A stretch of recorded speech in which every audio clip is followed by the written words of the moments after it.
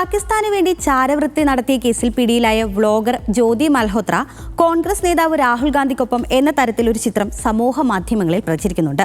വിവിധ YouTuber spy എല്ലാ രാജ്യദ്രോഹികളും അദ്ദേഹവുമായി ബന്ധപ്പെട്ടിരിക്കുന്നതായി തോന്നുന്നത് എന്തുകൊണ്ട്, രാഹുൽ ഗാന്ധിക്കെതിരെ പരാതി ഫയൽ ചെയ്യണം എന്നൊക്കെയാണ് ചിത്രത്തിന്റെ അടിക്കുറിപ്പ്. എന്താകും ഇതിന്റെ വസ്തുത? ആദ്യം നൽകിയിരിക്കുന്ന ചിത്രം റിവേഴ്സ് ഇമേജ് സെർച്ച് ചെയ്തപ്പോൾ സമാന രീതിയിലുള്ള ചിത്രങ്ങളും വാർത്തകളും ലഭിച്ചു. 2018 മാർച്ച് 7 ഇന്ത്യ ടുഡേ പ്രസിദ്ധീകരിച്ച വാർത്തയിൽ രാഹുൽ ഗാന്ധിക്കൊപ്പം നിൽക്കുന്നത് യൂട്യൂബർ ജ്യോതി മൽഹോത്രയല്ല, മറിച്ച് ഉത്തർപ്രദേശ് MLA അദിതി സിംഗ് ആണ്. ഈ ഫോട്ടോ എഡിറ്റ് ചെയ്താണ് ജ്യോതി മൽഹോത്രയ്ക്കൊപ്പം രാഹുൽ ഗാന്ധി എന്ന തരത്തിൽ പ്രചരിപ്പിക്കുന്നത്.